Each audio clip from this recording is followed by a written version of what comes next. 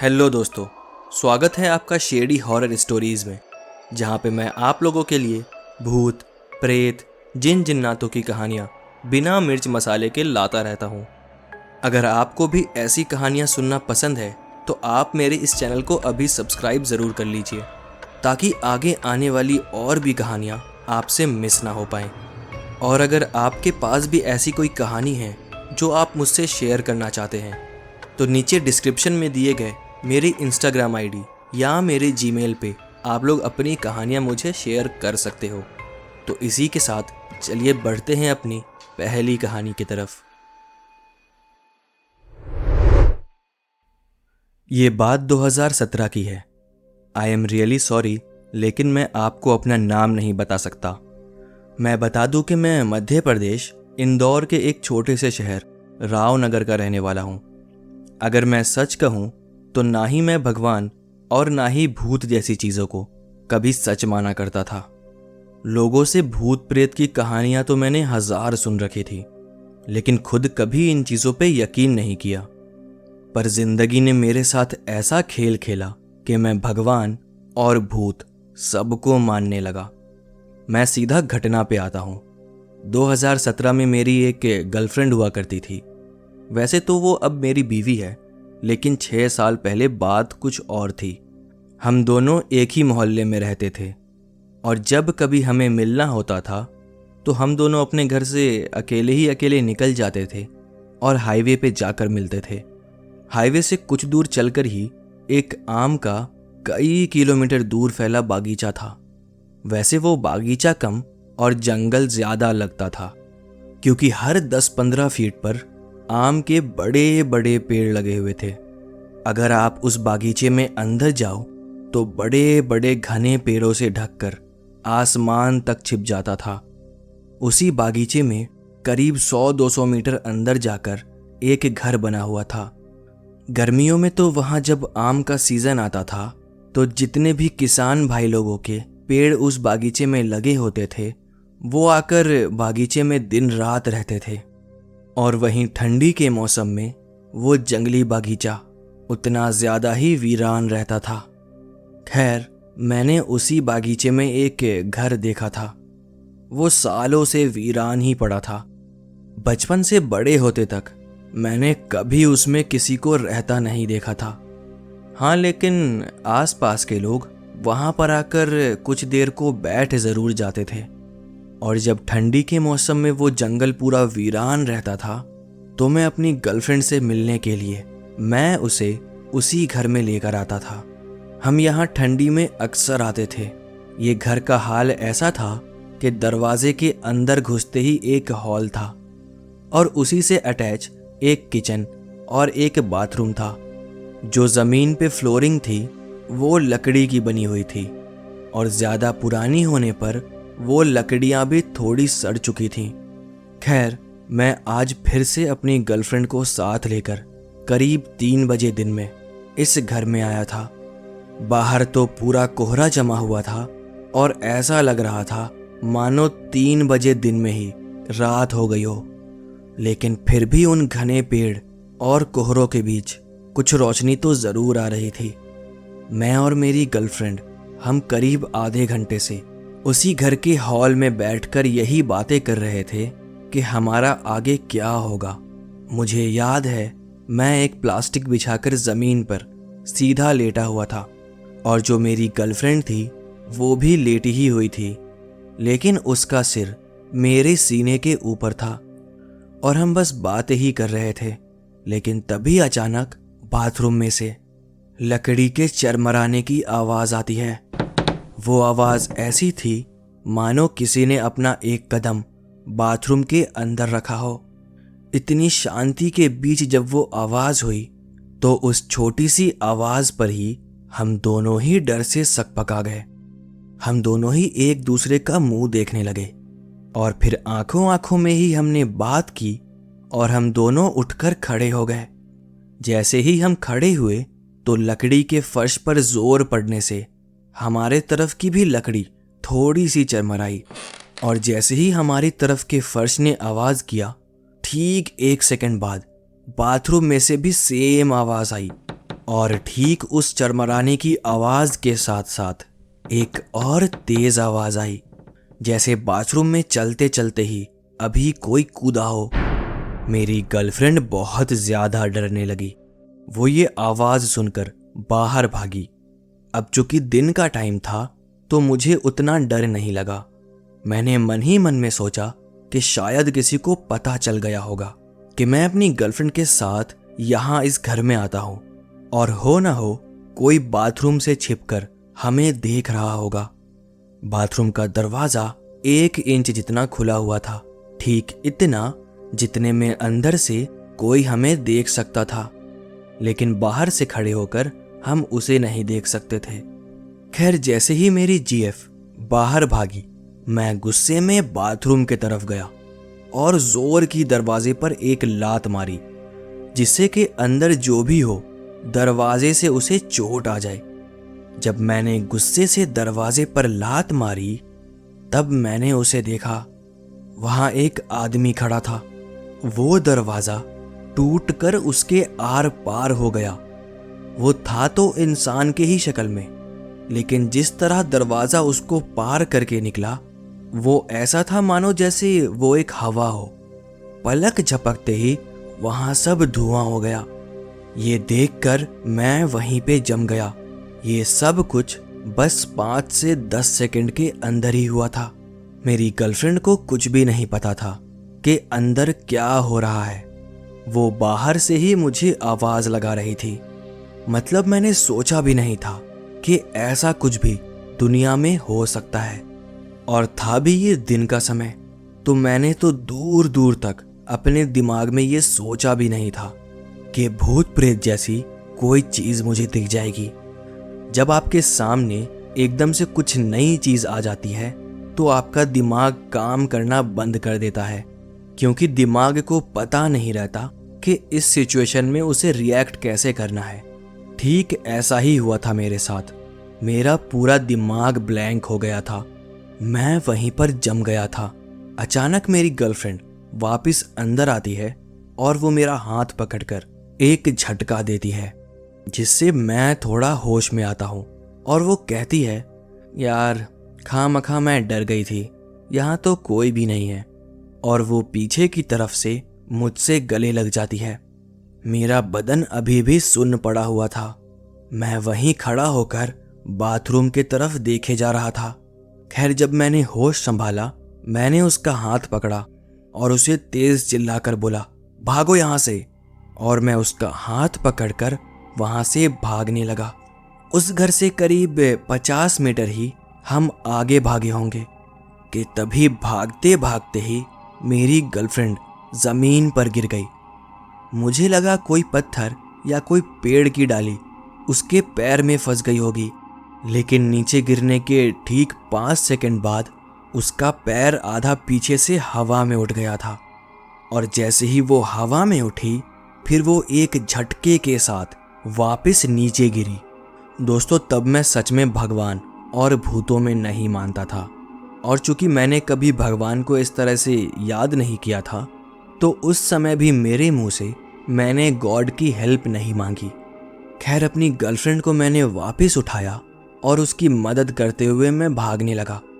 मेरी जीएफ तो अब चिल्ला चिल्ला कर रोने ही लगी थी, और हम भाग ही रहे थे कि अचानक मेरे हाथ पे एक जोर की चोट लगती है। ऐसा लगा मानो एक डंडे से किसी ने मुझे मारा हो। उस वक्त तो मैंने डर और जोश में चोट पर उतना ध्यान नहीं दिया। भागकर जैसे तैसे हम हाईवे पर पहुंचे। हाईवे से 5 मिनट चलकर हम अपने अपने घर में चले गए। मैं अपने घर आ गया और मेरी जीएफ अपने घर चली गई। घर पहुंचने के बाद तब मुझे दर्द का एहसास होना चालू हुआ। वो दर्द इतना बढ़ गया कि मैं अपनी मुट्ठी तक बंद नहीं कर पा रहा था। उस दर्द को मैं बर्दाश्त नहीं कर पा रहा था। मुझे समझ नहीं आ रहा था कि मैं घर पर क्या बोलूं। कि मैं गर्लफ्रेंड के साथ जंगल में गया था, ये तो मैं बता नहीं सकता था।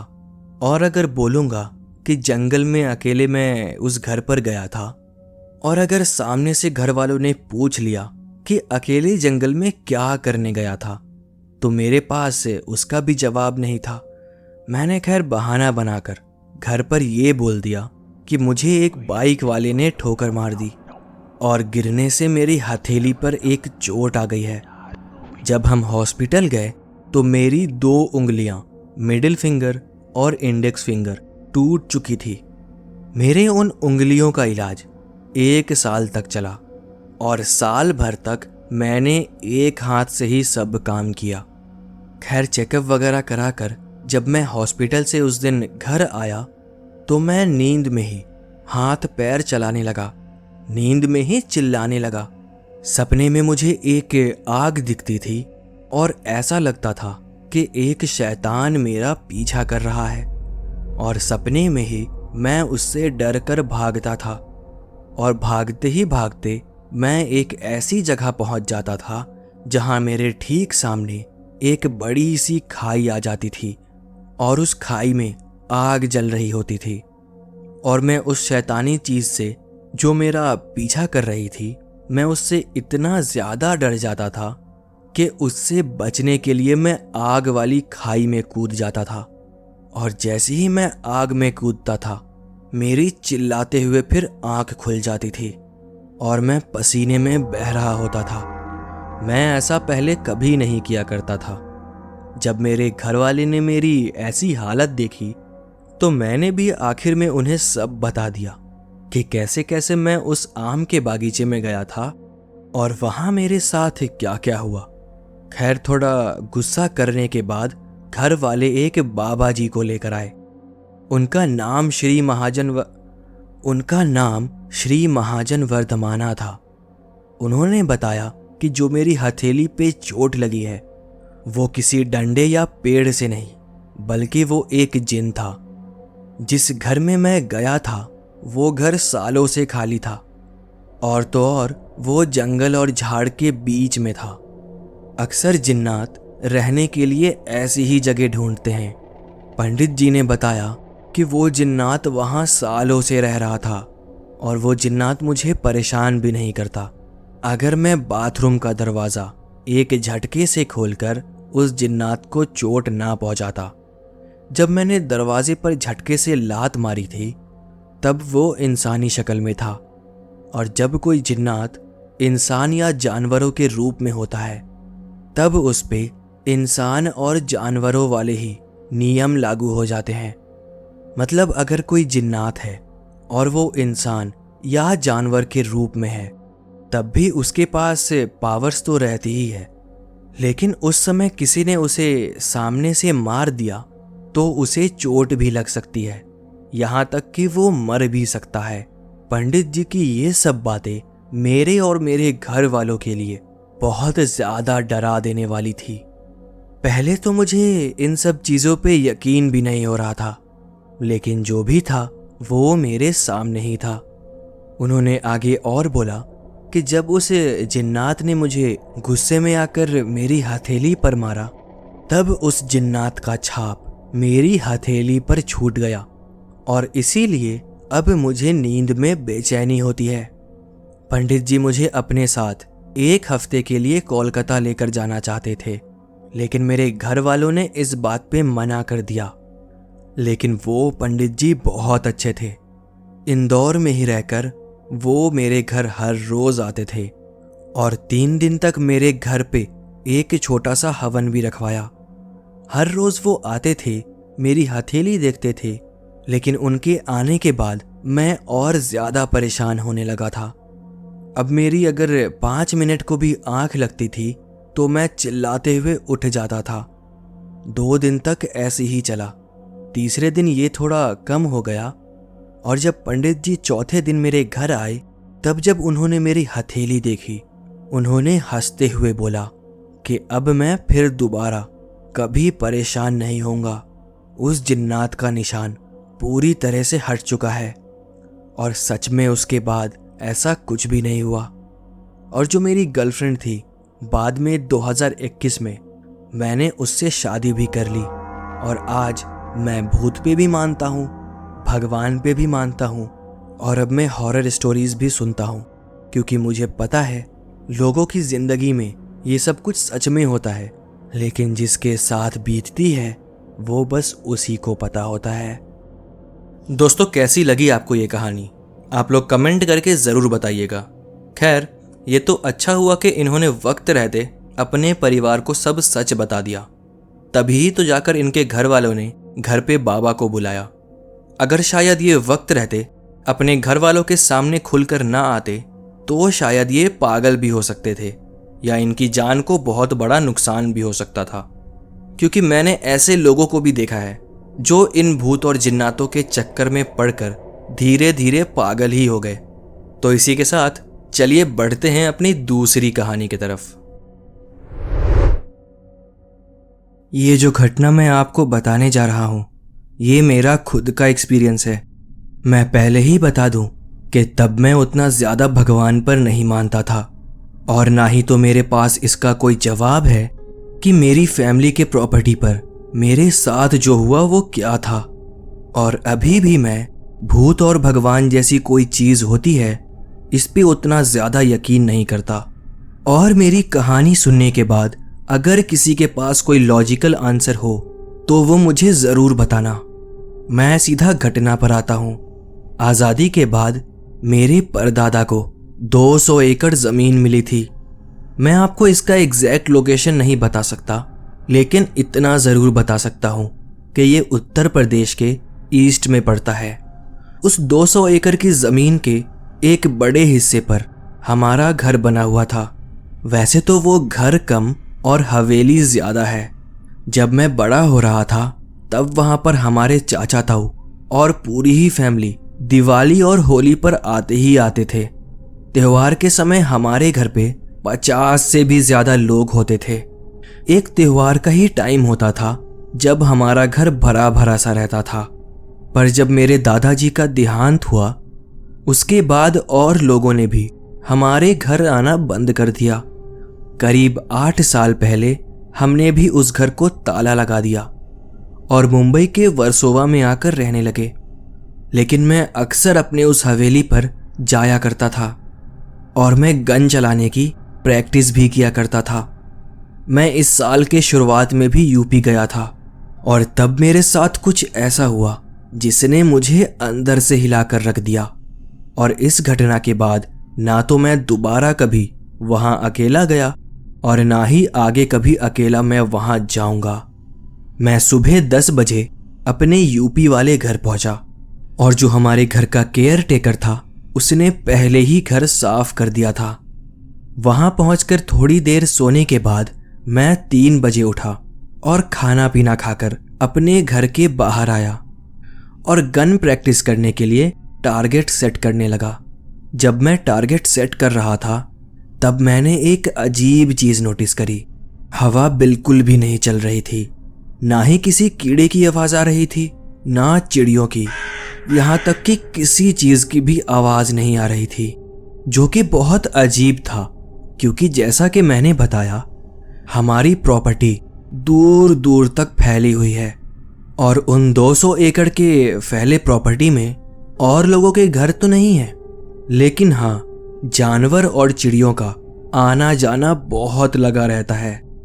खैर, मैंने अपना काम जारी रखा और टारगेट सेट करके गन चलाने लगा और इसी बीच एक गंदी बदबू मेरे नाक में आती है। ऐसी बदबू मानो जैसे कई दिन पुराना कोई जानवर मर चुका हो और उसकी लाश सड़ने के बाद ये दुर्गंध पैदा कर रही हो। और तो और मैंने ये भी देखा कि मुझसे कुछ दूर खेत में कुछ भेड़िए खड़े थे और वो मेरे ही तरफ देखे जा रहे थे। कायदे से तो उन्हें भाग जाना चाहिए था क्योंकि मेरे हाथ में गन थी और मैं उससे प्रैक्टिस भी कर रहा था, लेकिन वो भेड़िए मुझसे बिना डरे ही मेरी ओर घूरे जा रहे थे। मैंने खैर इसे भी इग्नोर किया और कान में हेडफोन लगाकर शूटिंग प्रैक्टिस करने लगा। लेकिन तभी मेरे हेडफोन में ऐसा लगने लगा जैसे गाने के पीछे कोई 2-4 लोग आपस में बात कर रहे हो।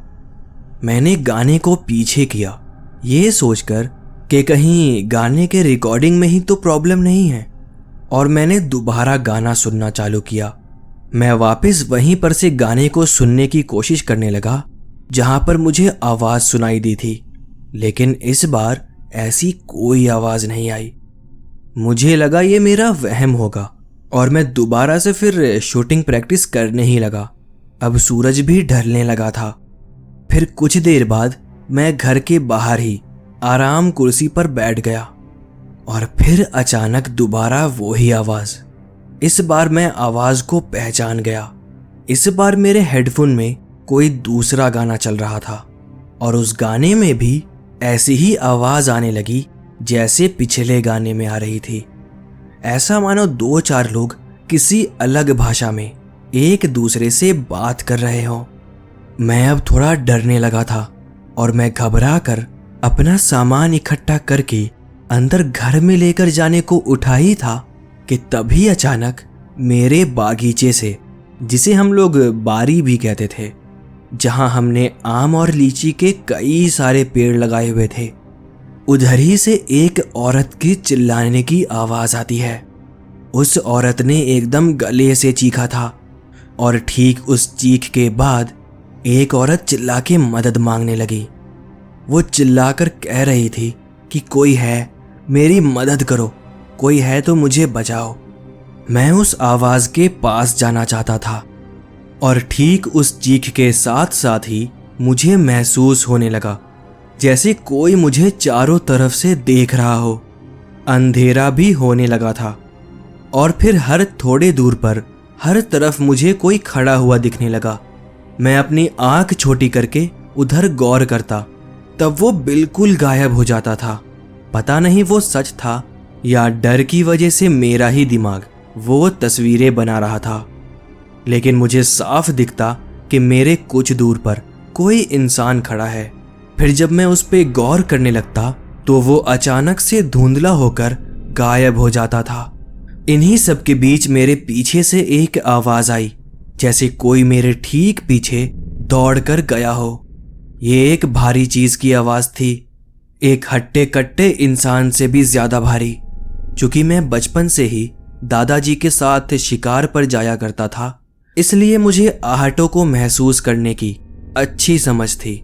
मैं ज्यादा ना सोचकर डरते हुए अपनी कार की तरफ भागा और साथ ही अपने घर के केयरटेकर को फोन करने लगा। मैं उन्हें फोन कर ही रहा था कि मैंने उन्हें दूर से ही अपने पास आता देखा। मैंने फिर फोन कट किया और कार में बैठकर उनके पास जाने लगा। उनके पास पहुंचकर मैंने उन्हें सारी बातें बताई। तब वो ऐसा रिएक्ट कर रहे थे मानो उन्हें मेरी बात का कोई फर्क ही ना पड़ रहा हो। मैं उनसे बोला, आइए चलिए गाड़ी में बैठिए, फिलहाल हम लोग यहाँ से निकलते हैं, कल आकर देखेंगे क्या है। उन्होंने भी मेरी बात पे हामी भरी और मेरी गाड़ी के पीछे वाली सीट पे आकर बैठ गए। मैंने गाड़ी स्टार्ट की और वहां से आगे निकल गया। कुछ दूर चलने पर फिर मैंने उनसे पूछा, चाचा आपको क्या लगता है वो सब क्या हो सकता है? आप तो यहाँ आते जाते रहते हो, आपने कभी ये सब महसूस किया है क्या? लेकिन पीछे से उनका कोई जवाब नहीं आता। मैंने रियर व्यू मिरर में देखते हुए दोबारा उनसे सवाल किया, लेकिन जब मैंने रियर व्यू में देखा तब मैंने किसी को पीछे बैठा नहीं पाया। एक पल में ही मेरा पूरा खून सूख गया। मुझे समझ नहीं आया कि ये सब अभी अभी क्या हुआ। मैंने उन्हें गाड़ी में बैठते हुए साफ देखा था, तभी मैंने गाड़ी आगे बढ़ाई थी, लेकिन अब वो मेरी गाड़ी में नहीं थे और ना ही तो मैंने गाड़ी बीच में कहीं रोकी थी, तो उनके उतरने का सवाल ही पैदा नहीं होता। तो आखिर ऐसा कैसे हो सकता है कि वो गाड़ी में से यूं गायब हो जाए? गाड़ी चलाते चलाते ही मैंने अपने केयरटेकर को वापस से फोन किया। तब उन्होंने बोला कि वो तो अभी अपने घर पर हैं और खाना खा रहे हैं और कुछ देर में वो यहाँ मेरे पास भी खाना लेकर आने वाले हैं। ये सुनकर मैं बौखला सा गया कि आखिर ये कैसे मुमकिन है। खैर वहां मैंने फोन पर ही उन्हें सब कुछ बताया और उन्हें हवेली पर आने को मना कर दिया। उस रात मैं यूपी में ही एक होटल में रुका। वहां मुझे रात को बहुत अजीब सपने आए। लाइट ऑन करके सोने पर भी मुझे एक बेचैनी महसूस हो रही थी। खैर वो रात तो जैसे तैसे बीती। अगले दिन मैं कार से ही वापस मुंबई के लिए निकल गया और तब से अब तक हमारे उत्तर प्रदेश वाले घर पे ताला ही लगा है। इतने बड़े परिवार में एक मैं ही था जो वहां कभी कभार चला जाया करता था, लेकिन इन सब के बाद मुझे नहीं लगता कि मैं अब वहां कभी अकेला जाऊंगा। दोस्तों, आशा करता हूं आप लोगों को ये कहानी पसंद आई होगी, और अगर आप लोगों को ये कहानी पसंद आई है तो आप लोग इस चैनल को ज़रूर सब्सक्राइब कीजिए, इस वीडियो को लाइक कीजिए। और बीते कुछ दिनों से व्यूज़, कमेंट्स, लाइक्स सब कुछ कम हो गए हैं। आप ही लोग तो हमारी वीडियो देखते हैं। अगर मैं आप लोगों से सपोर्ट नहीं मांगूंगा तो और किससे मांगूंगा? तो चैनल को सब्सक्राइब कर लीजिए और कमेंट करके अपनी मौजूदगी का एहसास दिलाइए, वरना मुझे ऐसा लगता है कि कहीं मैं सच में भूतों से ही तो बात नहीं कर रहा। तो इसी के साथ चलिए मिलते हैं आपसे किसी अगली वीडियो में।